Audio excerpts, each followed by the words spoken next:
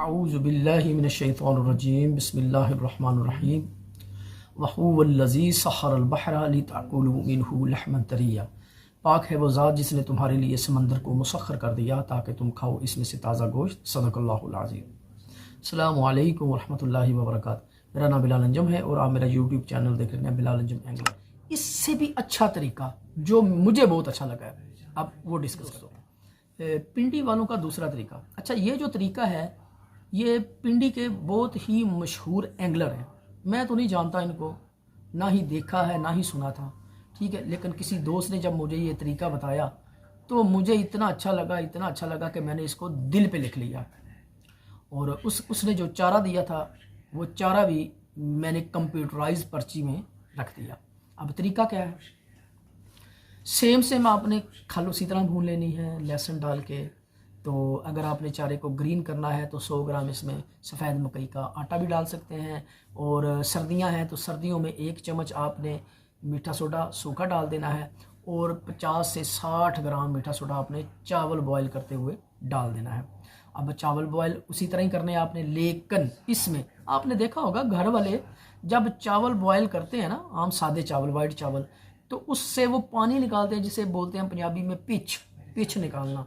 तो आपने पानी इतना डालना है कि 1 कप पिच या 1 गिलास पिच आपकी वो निकलनी चाहिए। बस ये ज़हन में रखिएगा।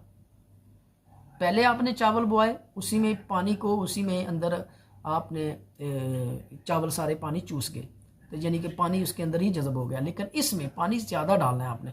जब आपके चावल मुकम्मल तौर पे नरम हो जाएं, दाल नरम हो जाए, ऐसे हाथ लगे तो अच्छी तरह यानी खिचड़ी वगैरह बन जाए, तो उसमें 1 गिलास ये पिच का निकलना चाहिए, ठीक है।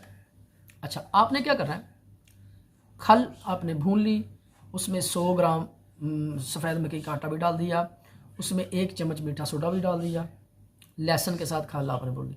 अब चारा इसमें नहीं डालना। आपने क्या करना, आपने वो जो पिच होगी ना, अच्छा जब पिच आ जाएगी मुकम्मल चावल ख़त्म हो गया, अब इसको नीचे उतार लें। तो इसमें 50 ग्राम, अगर सर्दी है तो 60 ग्राम डाल दें। 60 ग्राम आपने मीठा सोडा डालना है। तो इसको अच्छी तरह मिक्स करें। ये जोश मारेगा, ऐसे बाहर निकलने की कोशिश करेगा, तो अच्छे तरीके से पका लें इसको उसके अंदर ही नीचे उतार के। अब छोड़ दीजिए। अब इसमें से 1 कप या 1 गिलास वो पिच निकाल लीजिए। पिच निकल गई। अब आपके पास जो चारा है, मिसाल के तौर पर चारा आपने ग्रामों के हिसाब से नहीं डालना।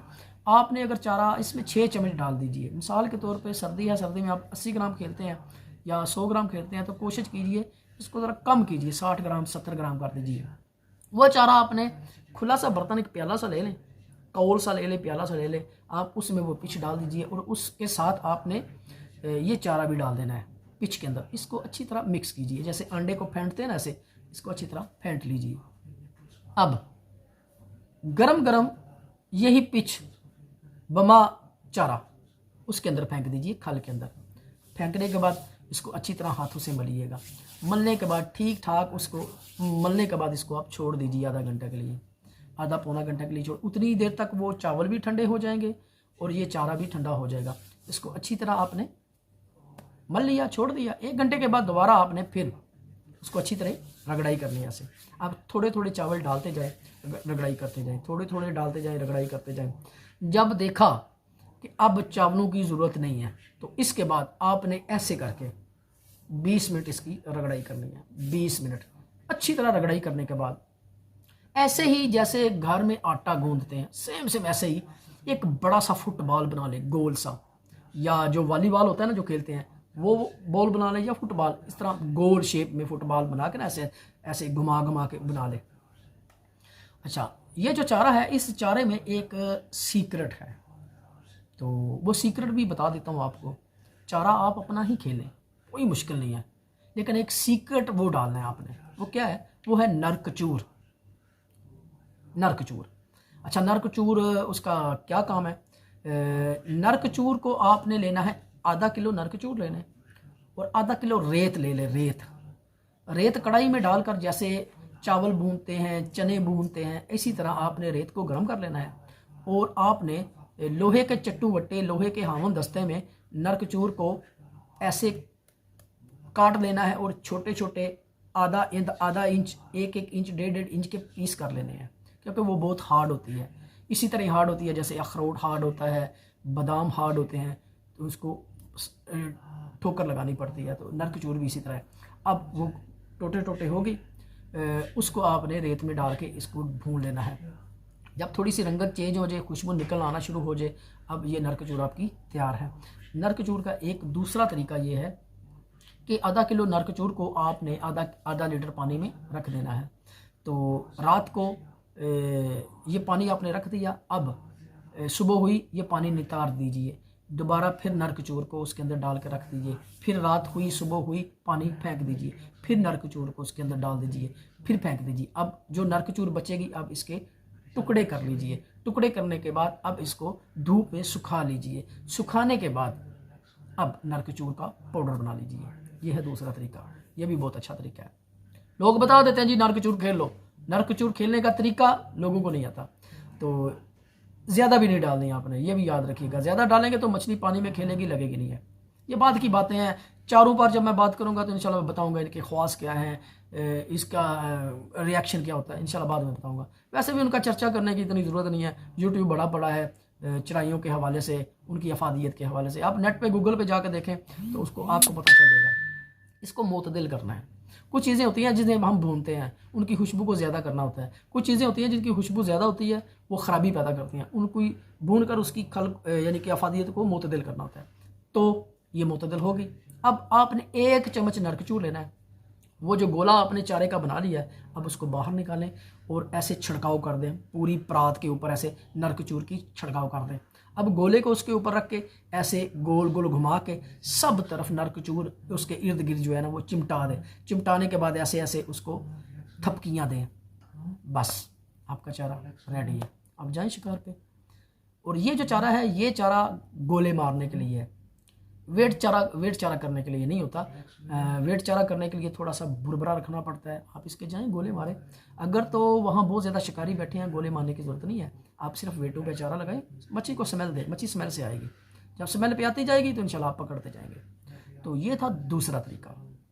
तो पहला तरीका भी आपको बता दिया, दूसरा तरीका भी आपको बता दिया।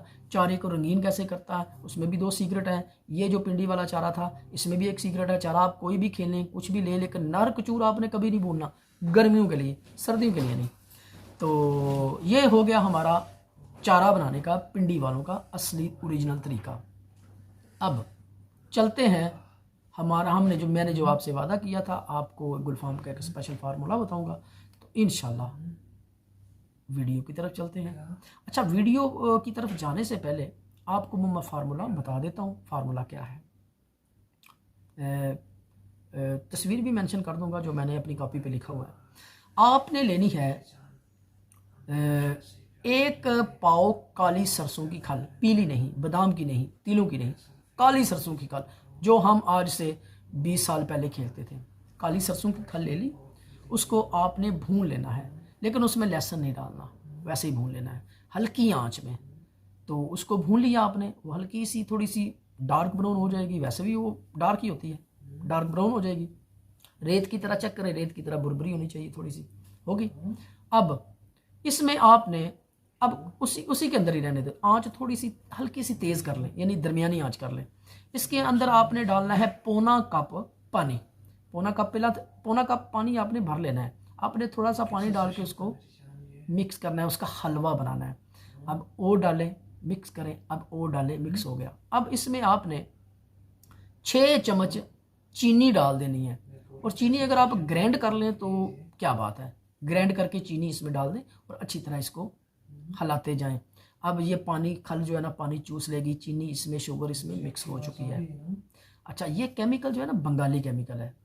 तो एंड में आपको स्टोरी भी बताऊंगा कि ये मुझे किसने दिया और उसको कैसे मिला, ये एंड पे इंशाल्लाह आपको बताऊंगा। पहले आप तरीका सुन लीजिए। तो आपने चीनी भी डाल दी, अब हलवा सा तैयार हो चुका है। अब घर में 2 किस्म के आप ऑयल, घी या ऑयल यूज़ करते हैं। या तो आप घी यूज़ करते हैं डालडा, या आप ऑयल यूज़ करते हैं। आपने वो कुकिंग ऑयल लेना है आधा कप। अब आपने आधा कप इसमें डाल के अच्छी तरह इसका भुनाई करनी है। अच्छा, ये जो भुनाई होगी ना, ये मैक्सिमम होगी 4 मिनट तक बुनाई। पहले आपने खल को भून लिया, खल के बाद उसमें पानी डाल दिया, पानी डालने के बाद उसमें चीनी डाल दी, फिर उसके बाद ऑयल डाल दिया। इसको तकरीबन 4 मिनट हो चुके हैं। अब आपने इसमें 2 चम्मच कपूर कचरी के डाल देने हैं। वैसे तो जिसने ये फार्मूला दिया था उसने बोला था कि कपूर कचरी टीस्पून लेने हैं, लेकिन आप टीस्पून मत लें, आप वही चम्मच ले लें जो चावल खाने वाले हैं, वो डाल दें। 2 चम्मच कपूर कचरी डाल दें। और याद रखिए गुलफाम की जान है ये कपूर कचरी, इतनी पसंद है, इतनी पसंद है। अगर आप गुलफाम पकड़ना चाहते हैं ना तो अपने चारे में ये इसकी स्मेल को तेज़ कर दें ज़रा। मसलन 75 ग्राम है, उसको 100 ग्राम कर दें, 150 कर दें, तो इंशाल्लाह गुलफाम होने शुरू हो जाएगा। साथ साथ ट्रिक बता रहा हूँ आपको। अच्छा जी, ये हो गया, आपने 2 चम्मच कपूर कचरी डाल दी। अब इसको भूने। इसको भूनते वक्त आपको कितना टाइम लगेगा? मैक्सिमम पहले तो 5 मिनट लगे, अब 2 मिनट और लगा लें, 7 मिनट या 6 मिनट में ये चीज़ कवर होनी शुरू हो जाएगी। अब इसको अच्छी तरह मुकम्मल तौर पे जब तक खल ऑयल चूस ना ले इसको भूनते जाएं। जब देखा ना कि खल ने ऑयल सारा चूस लिया है, तो इसके बाद आपने 2 आटे लेने हैं। 1 कप खालिस गंदम का आटा और 1 कप पीली मकई का आटा ले लें। सफ़ेद मकई मिल जाए तो सुभान अल्लाह, पीली मकई मिल जाए तो मुश्किल नहीं है, दोनों में से आप कोई भी डाल सकते हैं। अच्छा, 1 कप पीली मकई का आटा, 1 कप गंदम खालिस गंदम का आटा, दोनों को मिक्स कर लीजिए। अब दोनों को जब मिक्स कर लिया, अब इसका 1 कप भर लीजिए। 1 कप भर के ऐसे थोड़ा थोड़ा डालते जाए, मिक्स करते जाए। अब हमने इसको हार्ड करना है, मिक्स करते जाए, ऐसे डालते जाए, मिक्स करते जाए। जब 1 कप मुकम्मल उसके अंदर आ गया, अब इसको मुकम्मल तौर पर जो ऑयल होगा ना वो सारा ये चीज़ें चूस लेंगी। अब इसको करते करते तकरीबन 8 मिनट हो चुके हैं। आटा डालेंगे ना 6 मिनट 2 मिनट इसको आटे को पकाए। अब आपका केमिकल तैयार है, बिल्कुल आसान है यार। आप वीडियो देख लीजिएगा, आपको पता चलेगा। अच्छा जी, बताने वाले ने बताया, वो कौन थे इंशाल्लाह नाम भी बताऊंगा आपको। अच्छा, बताने वाले ने बताया कि इसको आप वैसे भी खेल सकते हैं और इसको आप मुर्ग फीड के साथ भी खेल सकते हैं। अब मुर्ग फीड को खेलने का तरीका क्या है? आपने लेनी है मुर्ग फीड 4 नंबर, अच्छी सी लें। वो लेना है आपने 1 कप, उसको ग्राइंड कर लीजिए। आधा कप हलवा ले लीजिए, 1 कप मुर्ग फीड ले लीजिए। इसमें आपको दोनों को मिक्स करके अच्छी तरह रगड़ाई करनी है, अच्छी तरह। और इसमें आपने 2 पीस ब्रेड के ले लेने हैं, उसको पानी के साथ भिगो लें। ब्रेड को पानी के साथ भिगो के वो इसके अंदर डाल के आप उसकी अच्छी तरह रगड़ाई कर लें। ऐसी रगड़ाई करें, ऐसी रगड़ाई करें कि ये नरम नरम हो जाए और कुंडी पे लगने के काबिल हो जाए। तो ये जनाब आपका बिल्कुल तैयार हो गया। अगर आप इसको स्किप करना चाहते हैं मुर्ग फीड को, तो आप हलवा ले लें 1 कप, उसमें वो जो ब्रेड होगी ब्रेड के क्रम्स कर लें। वैसे ना लें, ग्राइंडर वाले जग में ब्रेड डाल के ना 4 पीस डाल के उसको क्रम्स कर लें, वो पाउडर सा बन जाएगा। वो पाउडर थोड़ा उसमें डाल के, क्योंकि उसके अंदर ऑयल है, वो पकड़ अच्छी तरह पकड़ नहीं करेगा, तो ब्रेड डालने से वो पकड़ कर जाएगा। अच्छी तरह रगड़ाई करें। अच्छा, गोली नरम क्यों होनी चाहिए? उसके पीछे लॉजिक ये है, गोली हार्ड नहीं होनी चाहिए, गोली नरम होनी चाहिए। क्यों? क्योंकि देखें, जब हम डोर को फेंकते हैं ना, तो आपको पता है जब वो ज़मीन पर बैठ जाती है, तो ज़मीन अगर वो मिट्टी है, रेत है, कुछ भी है, जब हमारी हुक बाइट उधर चली जाएगी, पहले ही वो हार्ड है। अब ज़मीन से ठंड निकलेगी, रेत ठंडी होगी, ज़मीन से ठंड निकलेगी, वो गोली को और ज़्यादा हार्ड कर लेगी।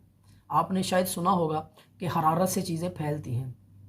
गर्मियों में ये इमारतें भी फैलती हैं। जी, मैंने खुद देखा है कि अगर दो घर बने हुए हैं, घरों के शेड है, तो इतना सा गैप है, तो गर्मियों में ये गैप पूरा हो जाएगा, तो सर्दियों में फिर कम हो जाएगा। सर्दियों में चीज़ें सुकड़ती हैं, गर्मियों में चीज़ें फैलती हैं। आपने देखा होगा आपके घरों के जो दरवाजे होते हैं ना, वो गर्मियों में फर्श के साथ लगने शुरू हो जाते हैं, चाहे लकड़ी के चाहे लोहे के, वो फर्श के साथ रगड़ते हैं, तो जो ही सर्दी आती है वो उठ जाते हैं, चीज़ें सुकड़ती हैं सर्दी से।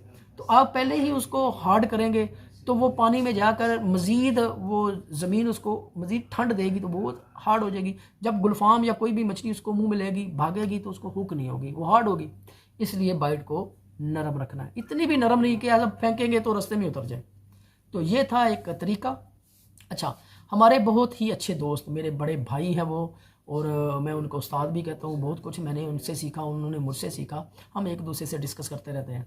तो नाम है उनका राजा नवीद साहब, पिंडी वालों के रहने वाले हैं।